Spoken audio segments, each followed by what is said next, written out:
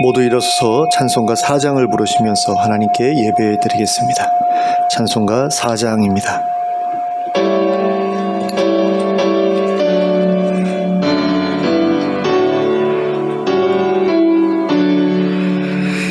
성부 성자와 성령 영원히 영광 받으옵소서.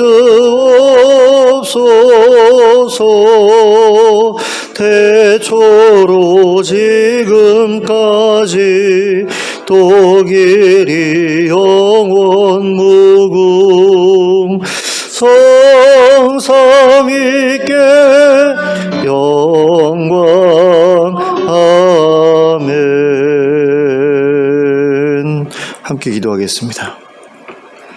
사랑과 은혜가 풍성하신 하나님 아버지, 오늘 저에게 복된 주일을 허락하심을 감사합니다. 이 주일에 저희가 하나님 만나 뵙기 원합니다. 성령으로 임하여 주시옵소서. 그래서 저희의 심령 가운데 찾아와 주시옵소서. 그래서 저희의 마음을 새롭게 하시고 저희의 생각을 새롭게 하시고 저희의 삶을 새롭게 하여 주시옵소서. 예수 그리스도의 이름으로 기도하였습니다. 아멘.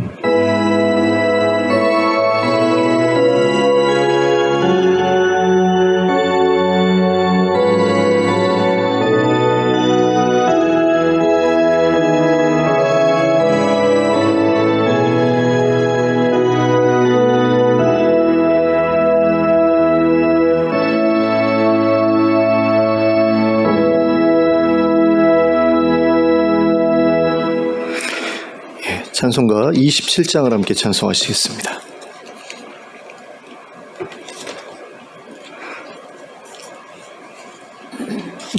찬송가 27장을 함께 찬송하겠습니다.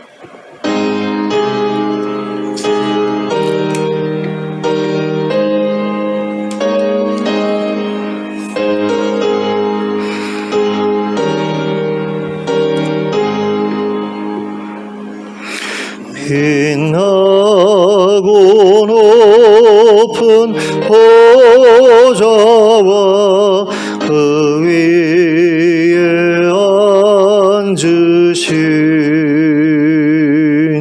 주 예수 얼굴 영광이 해같이 빛나네. 해같이 빛나네.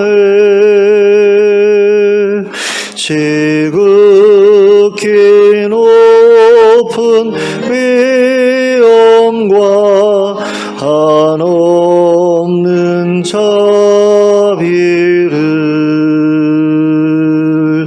무천사 소리 합하여 늘 찬송 드리네. 늘 찬송 드리네.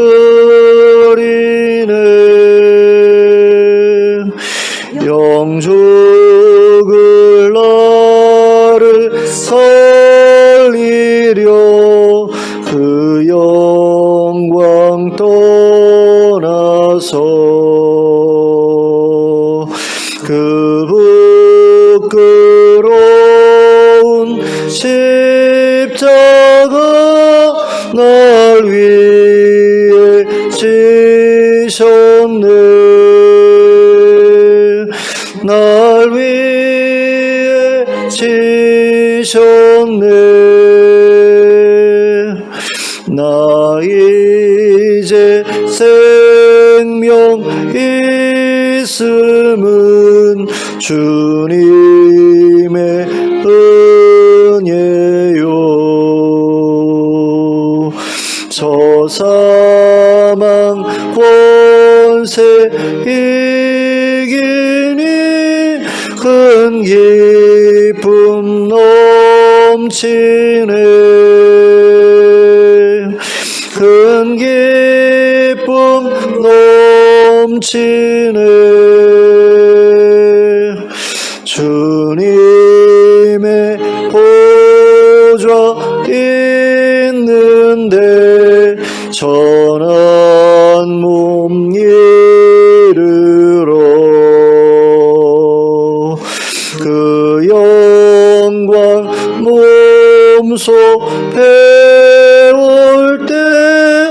내 기쁨 넘치리 내 기쁨 넘치리 아멘 아멘. 네, 교동문 30번을 함께 교독하시겠습니다. 교동문 30번 시편 67편입니다.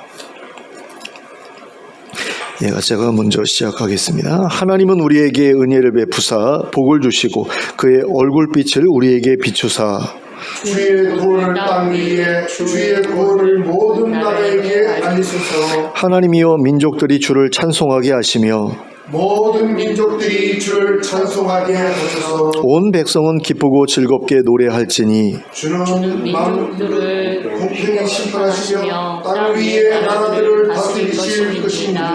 하나님이여 민족들이 주를 찬송하게 하시며 모든 민족으로 주를 찬송하게 하소서. 땅이 그의 소산을 내어 주었으니 하나님 곧 우리 하나님이 우리에게 복을 주시리라.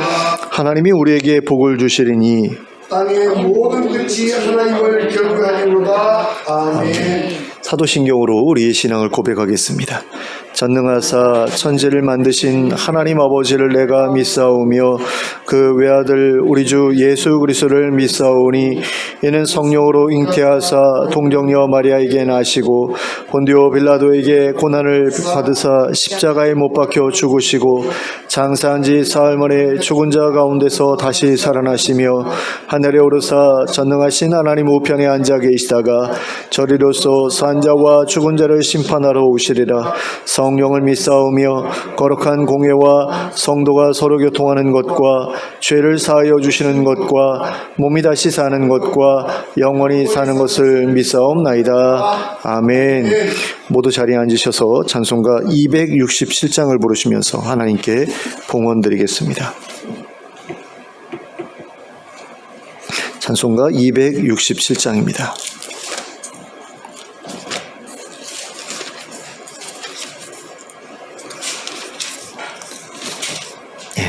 함께 찬송하겠습니다.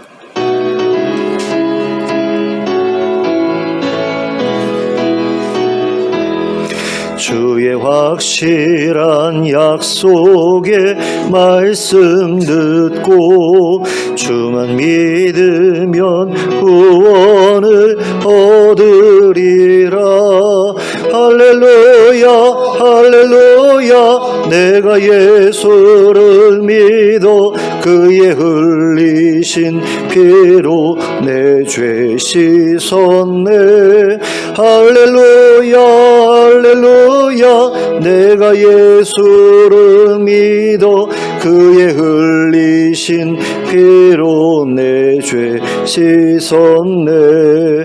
나의 갈 길이 험하고 위험하나 항상 예수의 도우심 믿고 가네. 할렐루야 할렐루야 내가 예수를 믿어 그의 흘리신 피로 내 죄 씻었네. 할렐루야 할렐루야 내가 예수를 믿어 그의 흘리신 피로 내 죄 씻었네. 주의 보좌에 전사들 둘러서서 우리 구주를 높이어 찬양하네.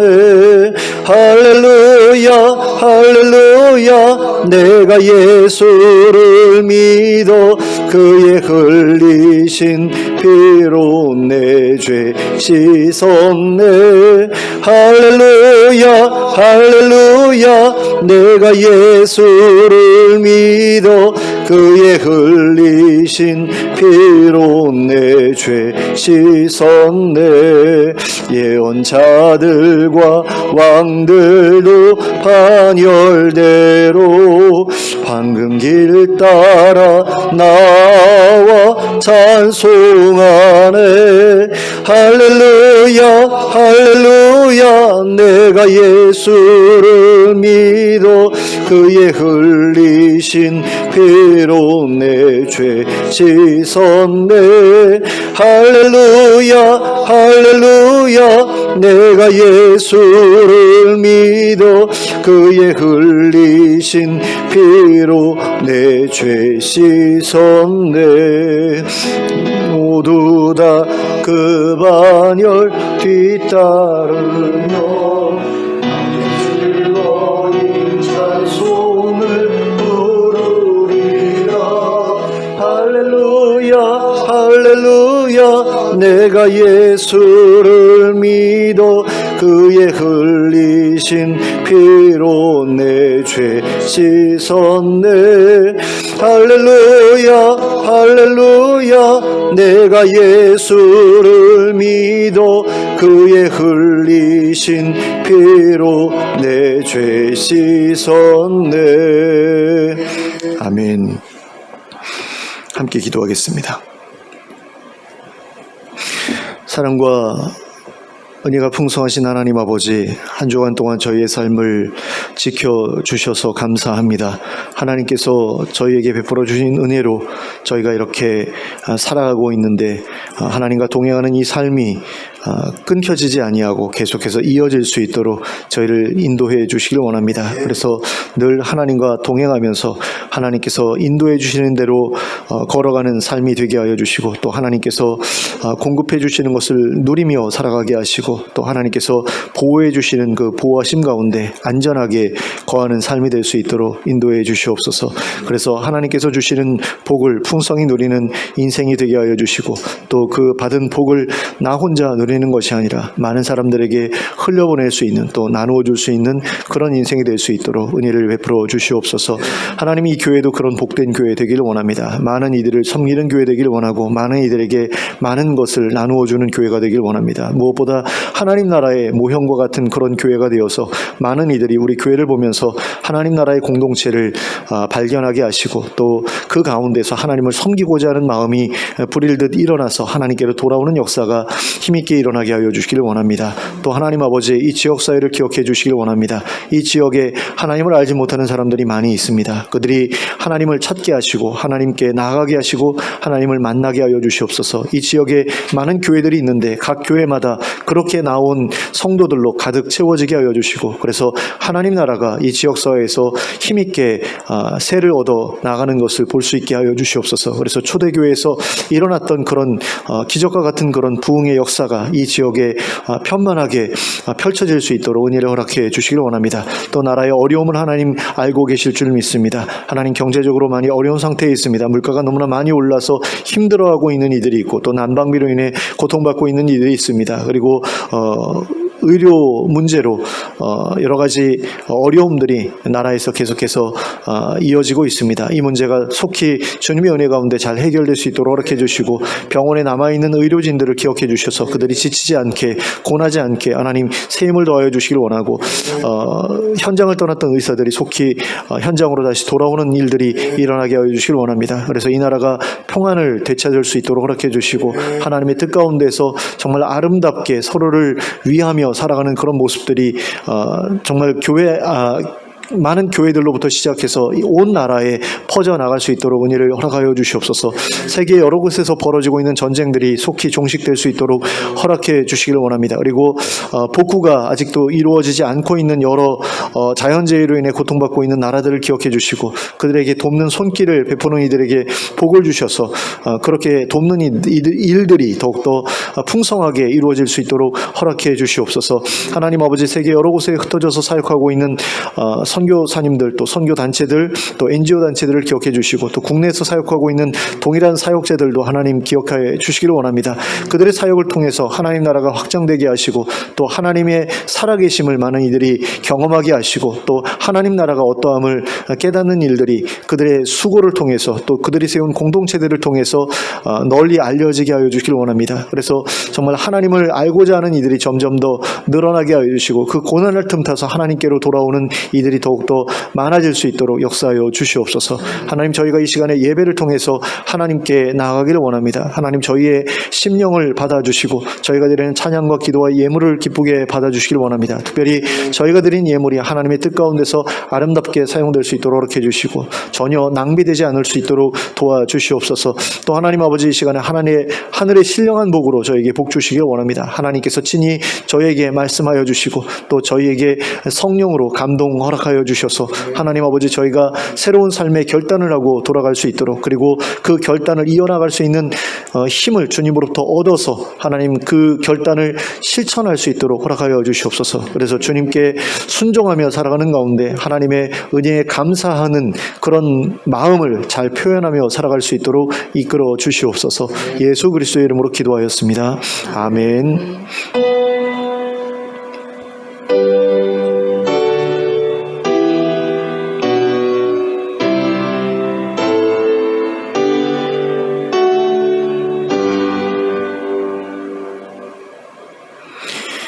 예, 교회의 소식은 주보를 참고해 주시면 되겠습니다. 좌우를 눌러보시면서 인사 나누시기 바랍니다. 예, 잘 오셨습니다. 반갑습니다. 예, 하나님의 말씀 함께 보시겠습니다. 출애굽기 12장 21절부터 42절까지 말씀입니다. 출애굽기 12장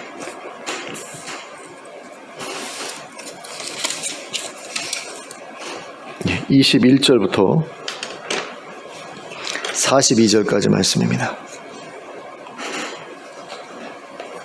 함께 합독하도록 하겠습니다. 시작. 모세가 이스라엘 모든 장로를 불러서 그들에게 이르되, 너희는 나가서 너희의 가족대로 어린 양을 택하여 유월절 양으로 잡고 우슬초 묶음을 가져다가 그릇에 담은 피에 적셔서 그 피를 문 임방과 좌우 설주에 뿌리고 아침까지 한 사람도 자기 집 문 밖에 나가지 말라.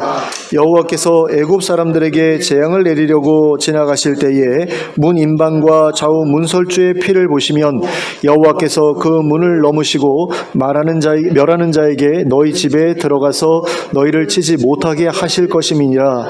너희는 이 일을 규례로 삼아 너희와 너희 자손이 영원히 지킬 것이니, 너희는 여호와께서 허락하신 대로 너희에게 주시는 땅에 이를 때에 이 예식을 지킬 것이라. 이후에 너희의 자녀가 묻기를 이 예식이 무슨 뜻이냐 하거든 너희는 이르기를 이는 여호와의 유월절 제사라. 여호와께서 애굽 사람에게 재앙을 내리실 때에 애굽에 있는 이스라엘 자손의 집을 넘으사 우리의 집을 구원하셨느니라 하라 하매 백성이 머리 숙여 경배하니라. 이스라엘 자손이 물러가서 그대로 행하되 여호와께서 모세와 아론에게 명령하신 대로 행하니라. 밤중에 여호와께서 애굽 땅에서 모든 처음 난 것 곧 왕위에 앉은 바로의 장제로부터 옥에 갇힌 사람의 장자까지와 가축의 처음 난 것을 다 치심에 그 밤에 바로와 그 모든 신하와 모든 애굽 사람이 일어나고 애굽에 큰 부르짖음이 있었으니 이는 그 나라에 죽임을 당하지 아니한 집이 하나도 없었음이었더라. 밤에 바로가 모세와 아론을 불러서 이르되 너희와 이스라엘 자손은 일어나 내 백성 가운데에서 떠나 너희의 말대로 가서 여호와를 섬기며 너희가 말한 대로 너희 양과 너희 소도 몰아가고 나를 위하여 축복하라 하며, 애굽 사람들은 말하기를 우리가 다 죽은 자가 되도다 하고 그 백성을 재촉하여 그 땅에서 속히 내보내려 하므로 그 백성이 발교되지 못한 반죽 담은 그릇을 옷에 싸서 어깨에 매니라. 이스라엘 자손이 모세의 말대로 하여 애굽 사람에게 은금 패물과 의복을 구하매 여호와께서 애굽 사람들에게 이스라엘 백성에게 은혜를 입히게 하사 그들이 구하는 대로 주게 하심으로 그들이 애굽 사람의 물품을 취하였더라. 이스라엘 이스라엘 자손이 라암셋을 떠나서 숫곳에 이르니 유아 외에 보행하는 장정이 60만 가량이요 수많은 잡족과 양과 소와 심이 많은 가축이 그들과 함께하였으며 그들이 애굽으로부터 가지고 나온 발교되지 못한 빵으로 반죽으로 무교병을 구웠으니 이는 그들이 애굽에서 쫓겨남으로 지체할 수 없었음이며 아무 양식도 준비하지 못하였음이었더라.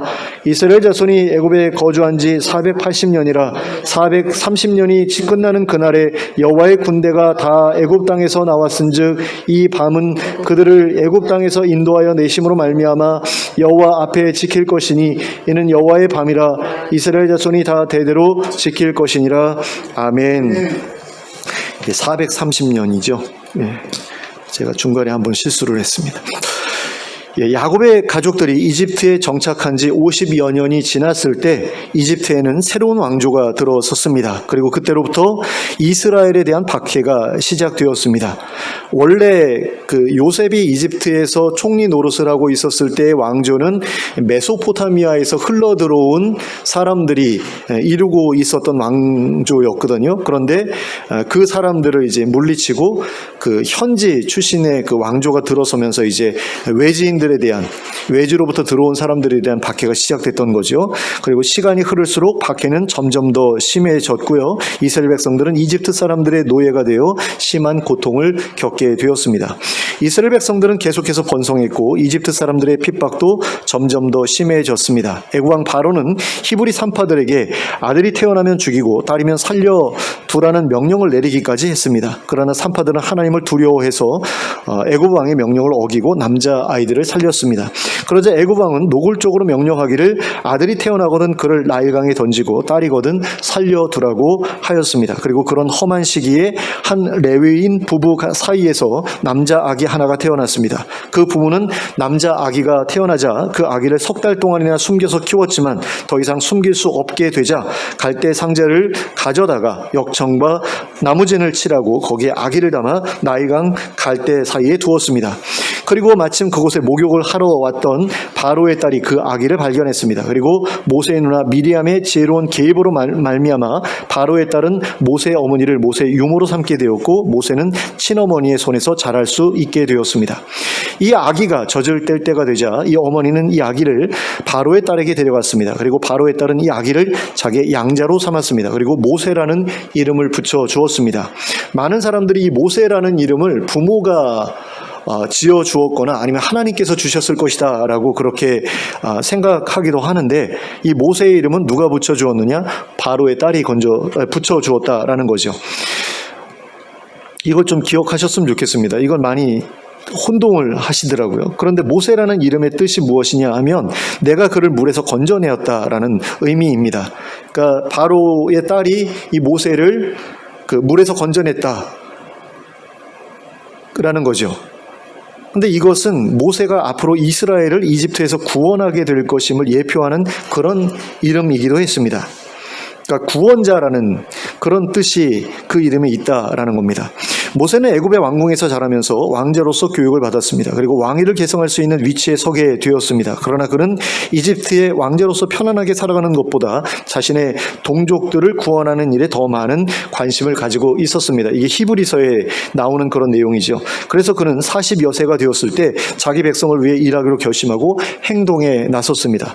어느 날 모세는 자기 형제들이 노동하는 곳에 나갔다가 애굽 사람 하나가 자기 형제를 치는 것을 보고 그 애굽 사람을 쳐서 죽였습니다. 그리고 그 시체를 모래 속에 감추었습니다. 그런데 그 일이 사람들에게 알려지게 되었고 모세는 결국 자신의 목숨을 구하기 위해 이집트를 탈출해야만 했습니다. 그런데 여기서 우리가 한 가지 생각해 보았으면 좋겠는 것이 있습니다. 그것은 어떻게 이집트의 왕자식이나 되는 사람이 평민 한 사람을 죽였다고 해서 생명의 위협까지 받게 되었을까라는 것입니다. 그러니까 이집트는 절대 왕정 아닙니까? 근데 그 왕의 아들이 사람 하나 죽였다고 해가지고 막 사형을 당하게 된다? 이건 좀 이해하기 어려운 부분이잖아요. 그런데 여기에는 그만한 정치적인 배경이 있었다는 것을 우리가 알 필요가 있습니다. 그러니까 바로의 딸이라고 지금 성경에 나오는 그 딸이 하셉수트라는 그런 공주거든요. 그런데 이 바로의 딸과 결혼한 사람이 이제 투트모세 2세라는 사람인데 이 사람이 이제 바로가 되는 거죠. 하셉수트와 결혼해서. 근데 그 투트모세 2세에게는 후처로부터 태어난 아들이 하나 있었습니다. 그 아들의 이름이 이제 투트모스 3세인데요. 이 하셉수트의 남편인 투트모스 2세가 이른 나이에 세상을 떠나게 됩니다. 그리고 하셉수트가 어린 투트모스 3세를 대신해서 섭정이라기보다는 이제 대리청정을 하게 되거든요. 같은 얘기인가요? 섭정하고 대리청정이 같은 의미인지 한번 제가 찾아봐야 되겠습니다. 이게 잠깐 헷갈리는데, 그리고 이제 투트모스 3세가 장성하자 그제서야 그에게 왕권을 넘겨줍니다.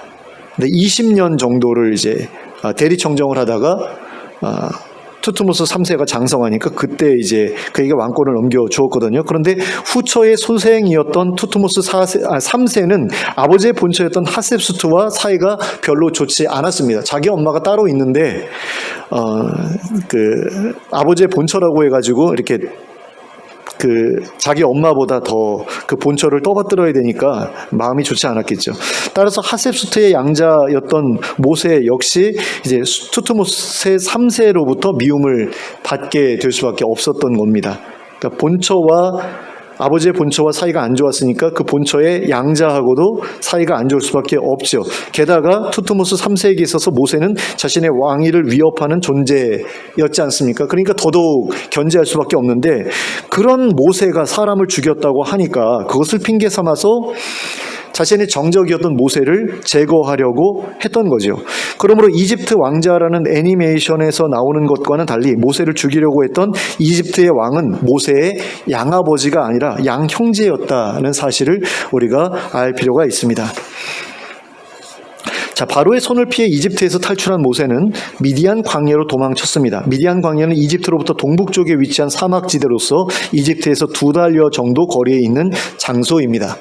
그러니까 2달 가까이 되는 그런 거리를 도망을 쳤다라는 것은 아마도 바로가 보낼 암살자를 피해야 되겠다라고 생각했기 때문이 아닐까라는 생각이 듭니다.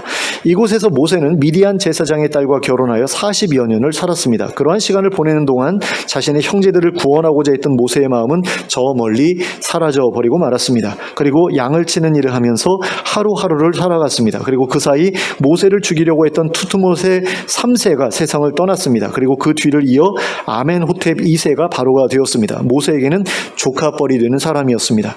그런데 그때 하나님께서 그에게 찾아오셨습니다. 모세가 호렙산에서 양떼를 치고 있을 때의 일이었습니다. 불타는 떨기나무 속에서 하나님께서 모세를 부르셨습니다. 그리고는 그에게 이집트로 내려가서 내 백성을 구원하라고 명령하셨습니다. 하지만 이스라엘 백성들을 구원하겠다는 열망을 포기해버린 지 오래였던 모세는 이집트로 내려가기를 거절했습니다. 하지만 결국에는 하나님의 명령에 따라 이집트로 내려갔습니다.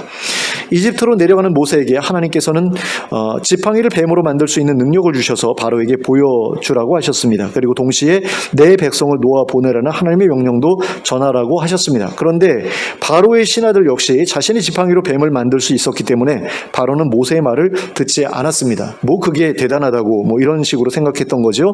하지만 모세의 뱀이 바로의 신하들의 뱀을 다 삼켜버림으로써 하나님의 능력이 이집트 신의 능력보다 위대하다는 것을 드러냈습니다. 그러나 바로는 그 모습을 보았으면서도 하나님을 인정하지 않았습니다. 그러자 하나님께서 본격적으로 이집트에 재앙을 내리기 시작하셨습니다. 첫 번째 재앙은 나일강이 피로 변하게 되는 것이었습니다. 그런데 이 일은 바로의 신하들도 그대로 따라할 수 있는 일이었습니다. 그래서 하나님께서는 이집트에 두 번째 재앙을 내리셨습니다. 두 번째 재앙은 나일강에서 개구리가 올라오게 하는 것이었습니다. 그런데 이 일 역시 바로의 신하들이 그대로 따라할 수 있는 일이었습니다. 하지만 그들도 개구리들을 없애지는 못했습니다. 그래서 바로는 모세를 불러서 하나님의 명령에 따를 테니 개구리들을 없애달라고 부탁할 수밖에 없었습니다. 강에서 올라온 개구리들 때문에 일상생활이 힘들어졌고 그 개구리들이 죽어서 풍기는 악취 때문에 많은 고통을 겪어야 했기 때문이었습니다. 그러나 개구리들이 모두 사라지고 나자 바로는 자신의 입장을 바꾸었습니다. 그래서 하나님께서는 이집트에 세 번째 재앙을 내리셨습니다. 세 번째 재앙은 먼지가 이로 변하는 것이었습니다. 그리고 이때부터는 바로의 신하들도 모세를 통해 벌어지는 재앙을 흉내내지 못했습니다. 이게 굉장히 중요한 부분이라고 할 수 있습니다. 그러니까 지팡이로 뱀을 만드는 것도 다 따라했고요. 그 다음에 나일강 피로 바뀌는 것도 따라했고요. 또 나일강에서 개구리가 올라오는 것까지도 따라했다라는 거죠. 그러니까 이게 무슨 정말로 어떤 초자연적인 그 역사든 아니면 매직이든 간에 어쨌든 흉내는 낼 수 있었다라는 겁니다. 그런데 세 번째 재앙부터는 흉내조차도 내지 못했다라는 거죠. 그런데 이 세 번째 재앙에도 불구하고 바로 입장의 변화가 없자 하나님께서는 네 번째 재앙을 내리십니다.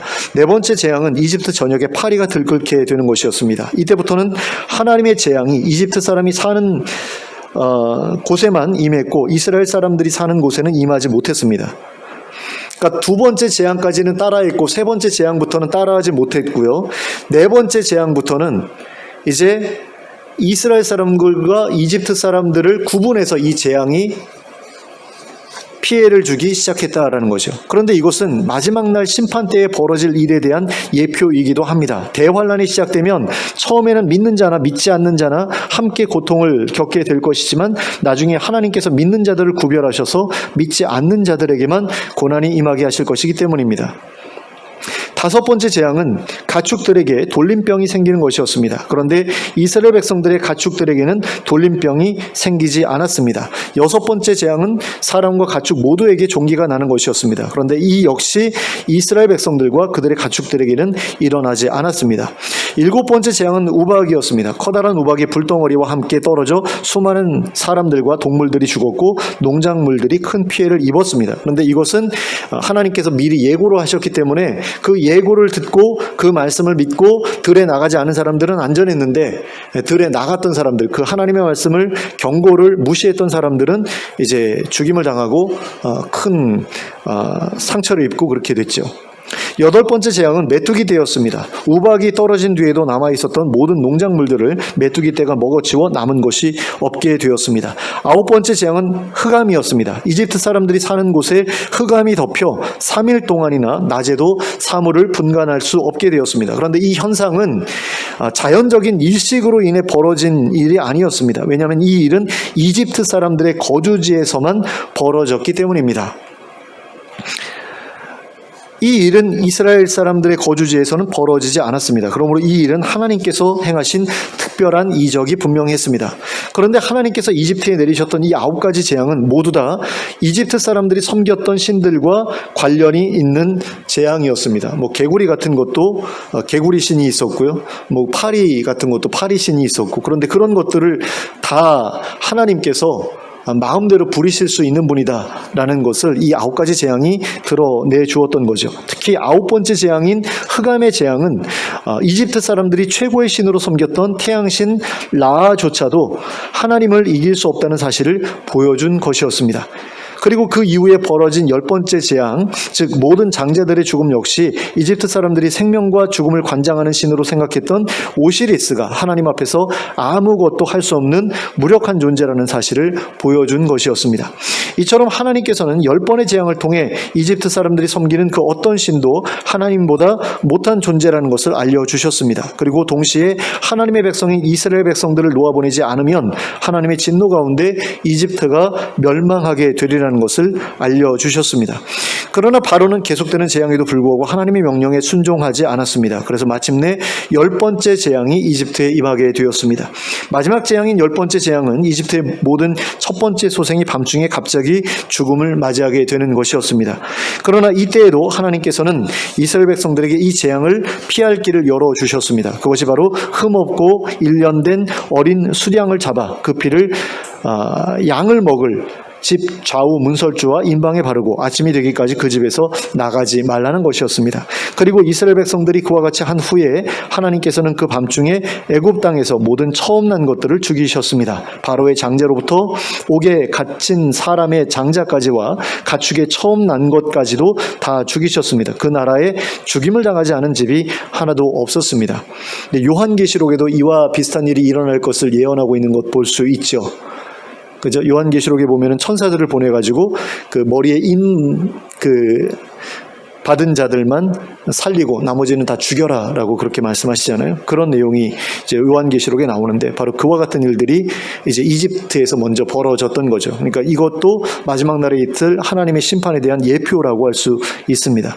그리고 그 일을 통해서야 마침내 바로가 하나님께 항복을 했고 이스라엘 백성들을 이집트에서 나가게 했습니다.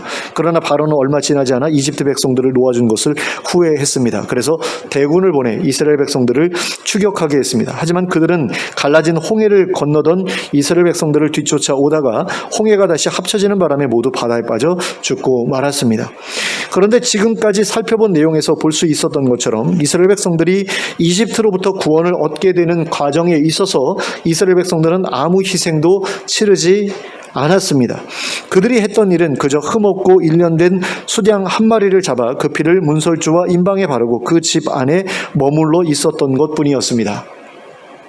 그들은 이집트 군대와 맞서 싸우지도 않았고 피를 흘리지도 않았습니다. 그런데도 그들은 노예 생활에서 벗어날 수 있었습니다. 이스라엘 백성들이 구원 얻는 데 필요했던 모든 일을 하나님께서 친히 행하셨기 때문이었습니다.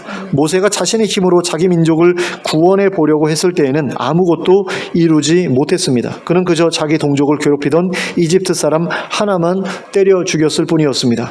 그리고 그 후에는 이스라엘 사람들을 구원하려는 꿈 자체를 포기해 버리고 말았습니다. 그런데 모세가 나이 80세에 이르러 이제 내가 할 수 있는 일은 아무것도 없다 하고 생각하고 있었을 때 하나님께서 그를 찾아오셨습니다. 그리고 모세가 하나님께서 명령하신 그대로 따라갔을 때 어느새 이스라엘은 이집트에서 벗어나 있었습니다. 그러므로 이 구원은 모세가 이룬 것이 아니라 하나님께서 이루신 것이 분명했습니다. 하나님께서 모세와 싸우셨고 하나님께서 바로와 싸우셨고 하나님께서 바로를 꺾으셨습니다. 모세가 이스라엘 백성들을 위해서 일하기는 했지만 그것은 그저 하나님의 도구로서 하나님의 말씀에 따른 것뿐이었습니다. 바로와 싸워 이스라엘 백성을 해방시키신 것은 하나님이셨지 모세가 아니었습니다. 그런데 이것과 마찬가지로 우리가 세상에서 겪고 있는 모든 고통으로부터 우리를 구원하는 일 역시 우리의 일이 아닙니다. 그 일도 하나님의 일입니다. 그리고 그 일은 이미 하나님의 아들 예수님을 통해 이루어졌습니다. 하나님의 아들 예수님이 6월절 어린 양이 되어 피를 흘리셨습니다. 그리고 십자가에 달려 돌아가셨다가 다시 살아나셨습니다. 그리고 그럼으로써 자기 백성들의 죄를 대속하셨고 또한 부활의 소망이 되셨습니다. 그러므로 우리는 더 이상 세상이 주는 고통을 두려워할 필요가 없게 되었습니다.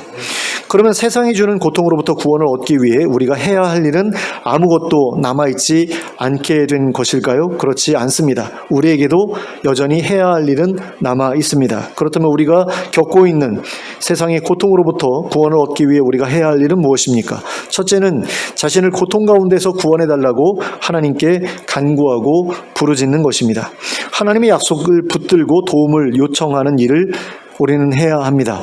이스라엘 백성들도 이집트에서 고통 가운데 하나님의 도우심을 구하며 부르짖었습니다. 그리고 하나님께서는 그 부르짖음을 들으시고 모세와 함께 그들에게 찾아오셨습니다. 그러므로 우리도 고통 가운데 있을 때 하나님께 부르짖어야 합니다. 그러면 하나님께서 우리를 찾아오실 것입니다. 그리고 우리를 그 고통 가운데에서 구원해 주실 것입니다.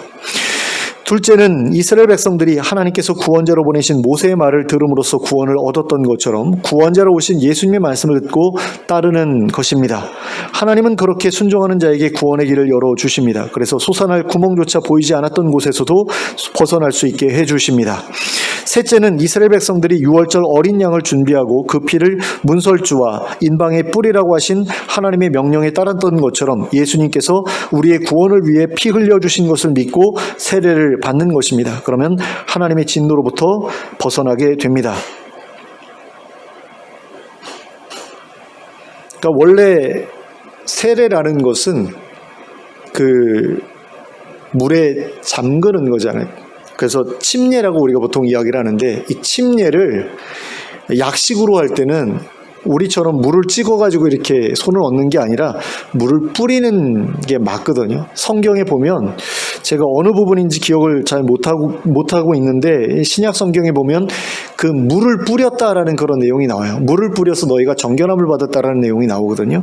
그러고 보면 그런 것을 보면 이제 초대교회 때는 세례를 물에 담그거나 아니면 물을 뿌려서 마치 제사장이 그 우슬초에 그 피를 적셔가지고 이제 제단에 뿌렸던 것처럼 또 제단에 뿌렸던 것처럼 그렇게 물을 뿌리는 식으로 세례를 행했던 것 같은데 요즘에는 그렇게 하질 않죠. 근데 이 세례를 받는 것이 그 6월절 어린 양의 그 피를 그 집에다가 이렇게 뿌렸던 것과 같은 그런 의미를 가지고 있다라는 겁니다. 그래서 그 세례를 통해서 우리가 하나님의 진노를 피할 수 있게 된다라는 거죠. 그래서 세례 받는 것이 굉장히 중요한 일인데 어떤 분들은 나는 죄가 많아서 세례를 받을 수가 없어요 그러면서 세례 받는 것을 이렇게 부끄러워한다고 해야 될까요? 그러니까 자기를 부끄러워해서 세례를 안 받으려고 하는 그런 분들이 있는데 이거는 굉장히 잘못된 그런 생각인 거죠. 넷째는 이스라엘 백성들이 그 집에 머물러 있어 아침까지 나오지 말라고 하신 하나님의 명령에 따랐던 것처럼 예수님을 믿는 믿음 안에서 하나님 나라에 들어가기까지 머물러 있는 것입니다. 하나님 나라를 향해 나아가는 길에서 벗어나지 않는 것이다라는 거죠. 그러니까 계속해서 하나님의 품 안에서 하나님의 인도하심 안에서 살아야지 그 밖으로 벗어나서는 안 된다라는 겁니다. 인류가 겪고 있는 모든 고통과 싸우는 일은 하나님께서 친히 하시는 일입니다. 우리는 그저 하나님을 믿고 따라가기만 하면 됩니다. 그리고 그 길의 끝에서 하나님께서 이루신 평안을 누리기만 하면 됩니다. 이처럼 우리는 하나님의 약속을 믿고 또 순종함으로 구원을 얻게 됩니다. 그런데 믿고 순종하는 일이 의미가 있는 이유는 하나님께서 우리를 위해 친히 싸우시기 때문입니다. 하나님께서 우리가 해야 할 일들을 우리 스스로 감당하기에 버거운 그 일들을 대신 감당해 주시기 때문입니다. 그래서 우리가 그저 하나님께서 일하실 것을 믿고 순종하기만 함에도 불구하고 구원을 얻게 되는 것입니다. 하나님께서 택하신 사람들, 부르신 사람들에게는 이와 같은 구원이 약속되어 있습니다. 그리고 이 약속을 이루시기 위해 하나님께서 예수님을 보내주셨습니다. 예수님께서는 모세와 같은 구원자로서 우리에게 오셨을 뿐만 아니라 6월절 어린 양으로서 우리에게 오셨습니다. 그분은 우리를 인도해 하나님께로 이끌어 주려고 오신 분이자 또한 하나님을 거역하는 자들이 받게 될 형벌, 즉 죽음에서 우리를 건지시기 위해 우리를 대신해 그 형벌을 받으시고자 오신 분이었습니다. 예수님께서 바로 그런 분임을 믿을 때 그분이 하신 그 일은 나에게 의미가 있는 일이 됩니다. 그분의 죽으심은 나를 위한 죽으심이 되고 그분이 흘리신 피는 나에게 뿌려진 피가 되고 또 나를 정결케 하는 피, 거룩하게 하는 피가 됩니다. 그리고 세례를 통해 그 피를 힘입은 자는 하나님의 보좌 앞에 나아갈 수 있는 존재가 됩니다. 그리고 하나님의 보좌 앞에 이른 우리에게는 어떠한 고통도 없는 복된 삶이 허락됩니다. 이러한 복된 삶을 위해 하나님께서 당신의 아들을 우리에게 구원자로 그리고 대속제물로 주셨습니다. 그러므로 하나님의 아들이 자신의 피를 뿌려 베풀어 주신 그 은혜를 기억하면서 그 일에 대해 늘 감사하고 늘 순종으로 반응하며 살아가는 우리 모두가 될 수 있기를 예수 그리스도의 이름으로 축원합니다. 기도하겠습니다. 사랑의 하나님 아버지, 하나님께서 저희를 위해서 구원자를 보내주셨으니 참으로 감사하지 않을 수가 없습니다. 예수님을 우리의 인도자로, 그래서 구원을 향해서 이끌어 가시는 분으로 보내주신 것을 감사합니다. 그리고 우리를 대신해서 우리의 죄값을 치러주시고 우리를 대속하시고 또 우리로 하여금 부활의 소망을 품게 하신 것을 또한 감사를 드립니다. 하나님, 이 모든 일들을 하나님께서 행하셨음을 우리가 알게 하시길 원합니다.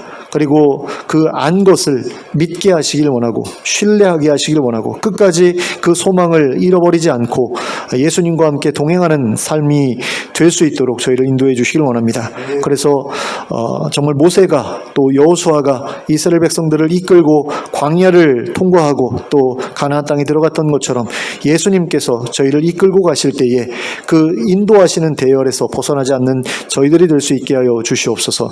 믿음의 공동체를 떠나지 않게 하시고 그 믿음의 공동체 안에서 하나님 나라를 소망하며 자신의 나아가야 할 방향을 향해 올바르게 나아가는 저희들 되게 하여 주시길 원합니다. 또한 그 가운데서 하나님의 백성으로서 부끄러움 없는 모습을 갖추기 위해 준비하는 저희들 되게 하여 주시길 원합니다. 그래서 마침내 그 하나님께서 예정하신 그곳에 도착하는 그날에 저희가 하나님께서 이루신 그 모든 것을 보며 다시 한번 감사드리게 하시고 또 하나님께서 우리를 위해 예비해 두신 평안을 영원히 누리며 살아갈 수 있도록 인도하여 주시옵소서.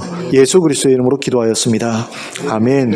모두 일어서서 찬송가 313장을 함께 찬송하시겠습니다. 찬송가 313장 함께 찬송하겠습니다.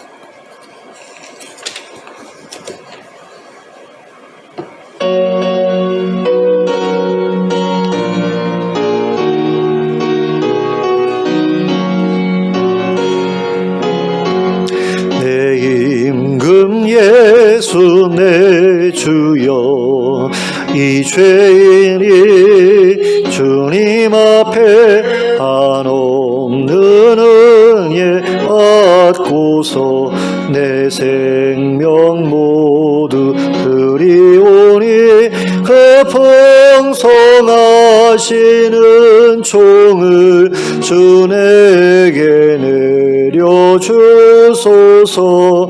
내 임금 예수 내 주여, 내 허물은 덮으시고 주 십자가에 흘리신 그 피를 믿는 마음 보사 내 중한 죄를 사하여 참 평안한 맘 주소서. 내 임금 예수 내 주여, 주 은혜에 감격하여 한없는 감사 찬송을 내 주님 앞에 드리오며, 내 마음과 정성 다하여 늘 기뻐하며 살리라.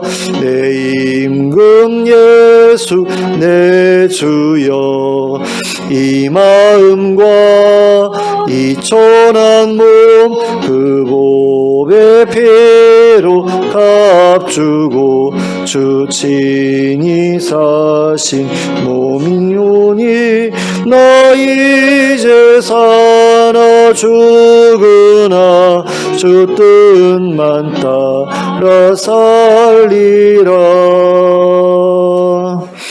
아멘. 함께 기도하겠습니다. 이제는 우리 주 예수 그리스도의 은혜와 하나님 아버지의 극진하신 사랑과 성령님의 감동감화 교통하심이 예수 그리스도의 피 흘리심과 죽으심을 통해 우리를 세상의 모든 고통으로부터 구원해내고자 하시는 하나님의 계획을 신뢰하고 하나님의 인도하심만을 쫓아 살아가기로 결단하고 돌아가는 주의 백성들 머리 위에 지금부터 영원토록 함께 하실지어다. 아멘.